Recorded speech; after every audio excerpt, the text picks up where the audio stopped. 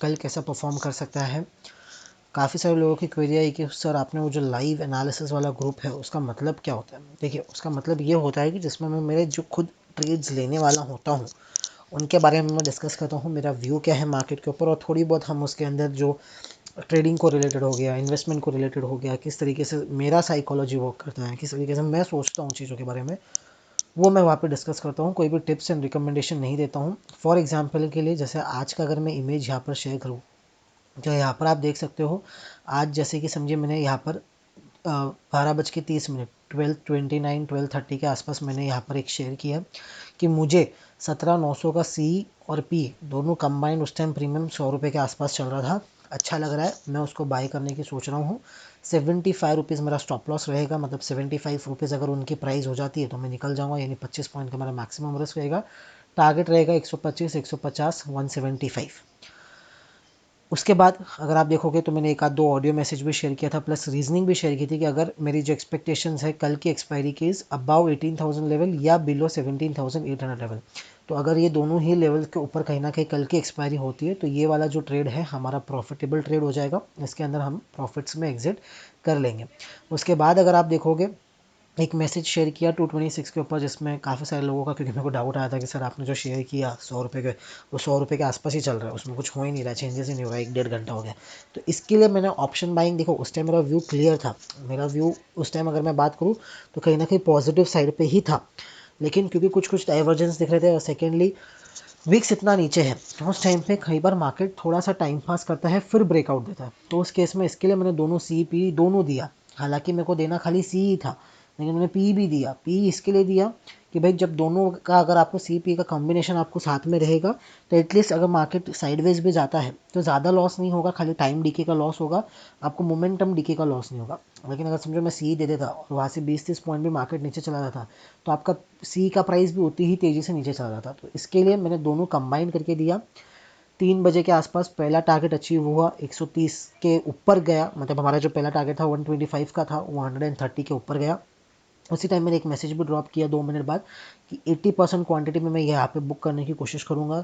अगर 2 लॉट से ज़्यादा अगर किसी ने ले रखा है तो 80% बुक कीजिए। एक लॉट दो, अगर किसी ने 10 लॉट ले रखा है तो 8 लॉट बुक कर लीजिए, 2 लॉट आप कैरी कर सकते हो, वो आपका रिस्क फ्री हो गया, उसमें आपको लॉस होने के चांसेस ना के बराबर है। और किसी ने अगर 2 लॉट के नीचे ले रखा है तो वो पूरा पूरा रिस्क को जो है अपना प्रॉफिट को बुक कर सकते हैं, क्योंकि फालतू की रिस्क लेके फ़ायदा नहीं है बीटीएसटी के अंदर। उसी के बाद अगर मैं बात करूँ तो थोड़ी ही देर बाद उसी टाइम पे करीब करीब वो जब मैं बुक कर रहा था उस टाइम तक सेकंड टारगेट भी मेरा अचीव हो चुका था, 145 का प्राइस आ चुका था, जो मेरा 150 का प्राइस था वहाँ तक आ चुका था। 1 मिनट बाद अगर देखें तो सेकेंड टारगेट भी अचीव होता है, और थोड़े ही देर बाद कुछ और एक आध 2 मिनट के बाद अगर आप देखोगे तो वहाँ पर अगेन जो हमारा फाइनल टारगेट था 10 मिनट बाद वो भी अचीव होता है। 160 165 के आसपास तक हमारा जो कंबाइंड प्रीमियम था वो अचीव हो जाता है, 160 के आसपास तक कंबाइंड प्रीमियम अचीव हो जाता है। तो मैंने बोला फिर 10 रुपये के लिए मैं यहाँ पे फालतू रिस्क नहीं लूँगा, मैं पूरा का पूरा यहाँ पे प्रॉफिट बुक कर लूँगा, पूरा का पूरा जो भी है मैं वो उसको यहाँ पर बुक कर लूँगा। तो मैंने जितना भी प्रॉफिट था वो सारा पूरा का पूरा यहाँ पर ही बुक कर लिया। कल की डिस्कशन करें, अगर हाँ आपको भी ज्वाइन करना है तो डिस्क्रिप्शन में लिंक है, आप जाकर हमारा live group analysis group join कर सकते हैं। कल की अगर हम बात करें, आज फाइनली निफ्टी ने जो हमारा बजट डे हाई था उसको क्रॉस किया है, और उसके ऊपर उसने एक ब्रेकआउट देके एक सस्टेनेबल क्लोजिंग भी दी है 18,000 के ऊपर। ओवरऑल डेली बेसिस में अगर मैं बात करूँ तो एक ब्रेकआउट है जिसको आप ट्रेड कर सकते हो, एक पॉजिटिव ब्रेकआउट मैं कहूँगा है। लेकिन जब ये काम हो रहा था, जब ये ब्रेकआउट हो रहा था उसी टाइम पे इसके लिए मैंने नेकेड सी बाइंग नहीं दी। क्यों? क्योंकि मुझे एक डाइवर्जेंस नज़र आ रहा था, आरएसआई और प्राइस में डाइवर्जेंस नहीं, विक्स और इंडेक्स के चार्ट में डाइवर्जन नज़र आ रहा था। छोटा टाइम फ्रेम पे आ रहा था, इसके लिए मैंने उसको ज़्यादा इंपॉर्टेंस नहीं दिया। मैं विक्स को और निफ्टी के चार्ट को कोरिलेट करता हूँ डेली बेसिस के ऊपर, मैं शॉर्टर टाइम फ्रेम पे नहीं देखता हूँ। लेकिन हाँ, ट्रेड जब मैं एक्टिवली अगर कोई लेता हूँ तो उसमें मैं ध्यान रखता हूँ कि भाई जो शॉर्टर टाइम फ्रेम पे है उसमें भी अगर कोई डाइवर्जेंस दिख रहा है तो मैं मेरे स्टॉप लॉसेस को स्ट्रिक्टली ट्रेल करता रहूँ, ताकि अगर कोई एक मूव आता है तो उसके वजह से मेरे प्रॉफिट्स हैम्पर ना हो। वो डाइवर्जेंस की अगर मैं बात करूँ तो वो अगर आप 5 मिनट में देखोगे तो बहुत क्लियरली दिखेगा, 15 मिनट में अगर आप देखोगे तो भी आपको एक डाइवर्जेंस आता हुआ निफ्टी के चार्ट पे आता हुआ देखने को मिलेगा। यहाँ पर अगर मैं देखता हूँ 15 मिनट चार्ट के ऊपर, देखिए क्या हुआ, मार्केट गैप डाउन खुला, ऊपर गया, ये अंडरस्टैंडिंग समझने वाली चीज़ है, लॉन्ग टर्म आपको हेल्प करेगी। मार्केट ने कंसोलिडेट किया एक जोन के अंदर, फिर मार्केट ने एक ब्रेकआउट दिया। RSI अगर हम देखें तो वो अब ओवरबॉट जोन के आसपास आ चुकी है, 74 के आसपास तक RSI आ चुकी है। कल अगर गैप अप ओपन होता है तो इमीडिएट बेसिस के ऊपर, शॉर्टर टाइम फ्रेम के ऊपर ओवरबॉट इंडेक्स हो चुका है 15 मिनट टाइम फ्रेम के ऊपर। सेकेंडली अगर आप देखोगे, यूजुअली जब भी इंडाइसिस या स्टॉक्स ऊपर जाते हैं, मार्केट ऊपर जाता है ओवरऑल, तो आपका जो विक्स है वो नीचे आना चाहिए, क्योंकि विक्स फियर इंडेक्स है। जब मार्केट ऊपर जाए तो फियर कम होना चाहिए। लेकिन यहाँ पर अगर आप देखोगे, जिस टाइम पे इस पॉइंट पे अगर मैं बात करूँ, यहाँ से अगर मैं बात करता हूँ, इसको थोड़ा सा हम समझने के लिए देखेंगे। यहाँ से अगर मैं बात करता हूँ, इस पॉइंट ऑफ टाइम से कहीं ना कहीं विक्स में भी आपको एक ब्रेकआउट मिला। यहाँ पर अगर आप देखोगे, इस पॉइंट ऑफ टाइम से इसको मैं अगर थोड़ा सा बड़ा करूँ तो लाइन को, एक मिनट, लेट मी चेक कि यहाँ पर थोड़ा सा अगर मैं जाता हूँ, हाँ, इस पॉइंट ऑफ टाइम पे अगर मैं बात करूँ तो थोड़ा सा इसको डार्क कर लेते हैं हम। थोड़ा सा वीडियो लंबा होगा, देखिएगा, समझिएगा क्या मेरे कहने का मतलब है।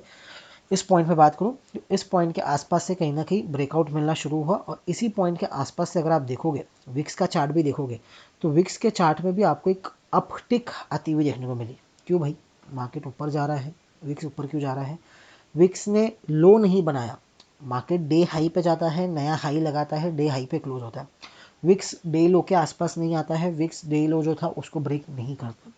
तो कहीं ना कहीं जो इनिशियल, यहाँ पर अगर आप विक्स देखोगे, ये विक्स ने डे लो लगाया था इस पॉइंट ऑफ टाइम के आसपास। विक्स ने कहीं ना कहीं डे लो लगाया था जब मार्केट ऊपर गया था।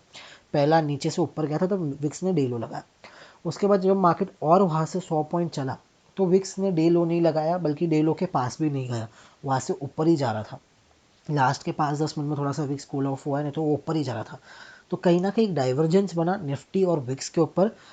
फियर इंडेक्स बड़ा है, तो इस केस में होता ये है कि मैं ये नहीं कह रहा, निगलेक्ट नहीं कर रहा कि व्यू अपसाइड है, अच्छी बात है, मार्केट ने ट्रेंड को भी पॉजिटिव किया है, ओवरऑल सब कुछ अच्छा है। लेकिन हाँ, इसके साथ साथ आपको एक चीज़ पे और ध्यान रखनी होगी कि कभी भी, क्योंकि विक्स में थोड़ा सा डाइवर्जेंस है, RSI थोड़ा सा ओवरसोल्ड जोन के आसपास आ चुका है। इस केस में कभी भी जब आप लॉन्ग पोजीशन में एंटर करते हो या शॉर्ट पोजीशन में वाइसा वर्सा अगर आप एंटर करते हो, हमेशा अपने प्रॉफिट्स को और अपने स्टॉप लॉसेस को स्ट्रिक्टली ट्रेल कीजिए, स्ट्रिक्टली ट्रेल कीजिए। मल्टीपल टाइम हिट होगा, हिट होने दीजिए। क्या होता है कि यहाँ इस पॉइंट ऑफ टाइम पे अगर आप देखोगे, 60 का कॉल ऑप्शन आपका 120 130 गया होगा, या 70 का कॉल ऑप्शन था उस टाइम, 75 का कॉल ऑप्शन था, वो 120 130 गया होगा। यहीं से अगर इधर तक भी आ गया ना निफ्टी, 50% भी करेक्ट होता है ना, वो 130 का कॉल ऑप्शन अगेन आपका 70-80 पे आ जाएगा, अगेन आपके बाइंग प्राइस के आसपास आ जाएगा। तो means you are losing your opportunity cost. तो उसमें क्या होता है कि मार्केट जब भी ब्रेकआउट देता है, RSI हाई लेवल के ऊपर आप शॉर्टर टाइम फ्रेम में ओवरबॉट हो रही है, विक्स में आपको डाइवर्जेंस दिख रहा है, पुल बैक आएंगे, फास्ट आएंगे, शार्प आएंगे, उस केस के अंदर आपको आपका प्रॉफिट्स को, स्टॉप लॉसेस को स्ट्रिक्टली ट्रेल करना। कल के लिए अब बात करें निफ्टी के अंदर, तो डेली चार्ट ओपन कर लेते हैं एंड फ्रेश लेवल्स की तैयारी कर लेते हैं। कल के लिए अगर हम बात करें, अब चार्टिकली, चार्ट वाइज अगर मैं देखूं तो ऊपर 18,300 तक कोई रेजिस्टेंस नहीं है। एज पर चार्ट्स अगर मैं बात करूं, 18,300 तक मुझे कोई एक अच्छा ढंग ढंग का रेजिस्टेंस नहीं दिखता है। 120 130 एक रेजिस्टेंस होगा छोटा, और दूसरा जो होगा वो 200 के आसपास। ये दो एक छोटे शॉर्ट टर्म टाइम फ्रेम के ऊपर अगर मैं बात करूँ तो एक, मतलब क्या कहते हैं, रेजिस्टेंस नहीं, इसको आप टारगेट मान के चल सकते हो कि अगर जो ब्रेकआउट हुआ है 18,120, 18,200, 18,300, इवेंचुअली 18,300 तक जगह खाली है। निफ्टी चाहे तो एक हफ्ते के अंदर इस पूरे गैप को फिल कर सकता है। डेली टाइम फ्रेम के ऊपर विक्स ड्रॉप हो रहा है, RSI वो अभी भी ओवरबॉट नहीं है, तो कहीं ना कहीं एक अच्छा सिग्नल है। RSI भी स्ट्रांग हो रही है, ओवरबॉट नहीं हुई है, विक्स गिर रहा है, सब कुछ अच्छा है। 18,120, 18,200 तक की जगह निफ्टी के अंदर खुल जाती है।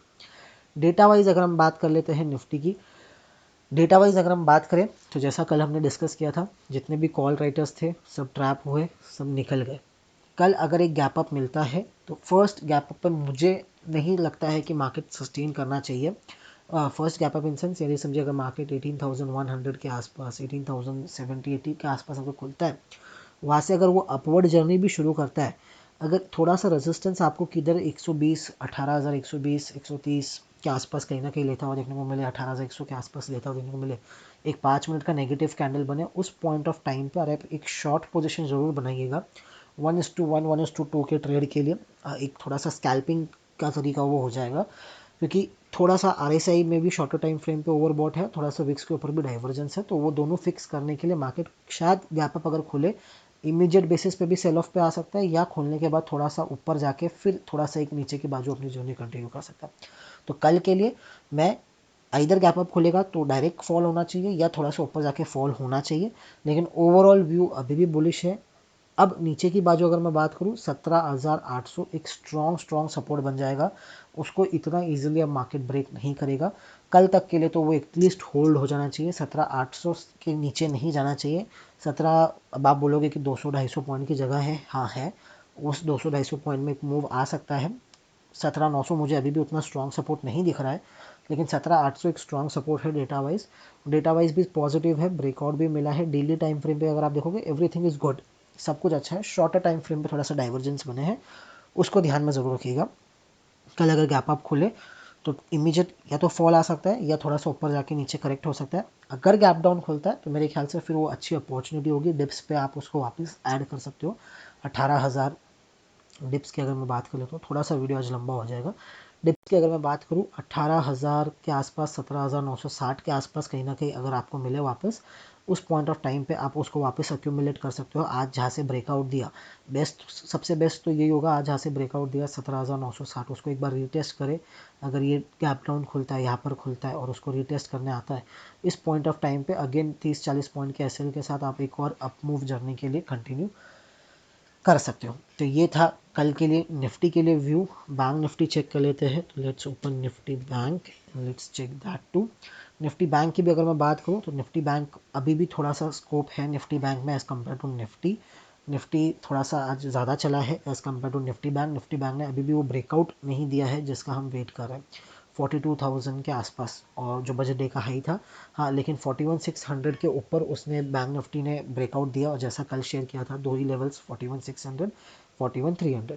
जब जब 41,600 पार करेगा 50 पॉइंट का स्टॉप लॉस लगाइएगा और उसको ट्रेल करते जाइएगा।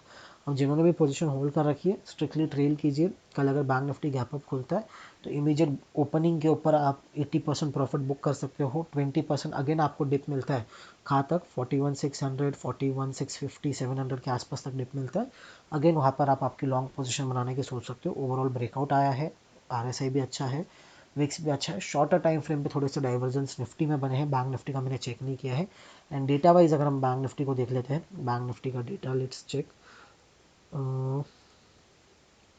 ये रहा बैंक निफ्टी का। अगर मैं डेटा वाइज बात करूं तो डेटा वाइज बैंक निफ्टी में अभी भी थोड़ा सा कॉल रेटिंग है, निफ्टी में उतना नहीं है, बैंक निफ्टी में भी थोड़ा सा कॉल रेटिंग है। 42,000 के आसपास कहीं ना कहीं एक रेजिस्टेंस मिलेगा बैंक निफ्टी को, लेकिन हाँ 41,500 अब एक अच्छा सपोर्ट की तरह एक्ट करेगा, तो ये 500 पॉइंट के अंदर कहीं ना कहीं अप डाउन बैंक निफ्टी करेगा। कल सेकेंड हाफ में 12-1 बजे के आसपास अगर 42,000 ब्रेक होता है और एक 5 या 15 मिनट की कैंडल मिलती है उसके ऊपर, तो उसी कैंडल के लो को भले 2-3 बार आपको री एंट्री करना पड़े चलेगा। जो भी कैंडल 42,000 के ऊपर क्लोज करती है उसी कैंडल के लो को एज अ स्टॉप लॉस रखते हुए आप एक 0-0 जो ट्रेड होता है उसको खेलने की कोशिश कर सकते हो, क्योंकि फिर आपको एक कहीं ना कहीं 200-250 पॉइंट का शार्प अपटिक वापस आता हुआ देखने को मिल सकता है। और गैप डाउन अगर जाएगा 41,500 के नीचे, अगर मार्केट सस्टेन करेगा कल सेकेंड हाफ के बाद, अगेन 5-10 मिनट का एक कैंडल मिले, उसी कैंडल के हाई को ऐसा स्टॉप लॉस रखते हुए भले 2 बार री एंट्री करने को मिले चलेगा, अगेन एक 0-0 प्लान कर सकते हो। उसके बीच में सपोर्ट्स पे लीजिए, रेजिस्टेंस पे लीजिए। धन्यवाद।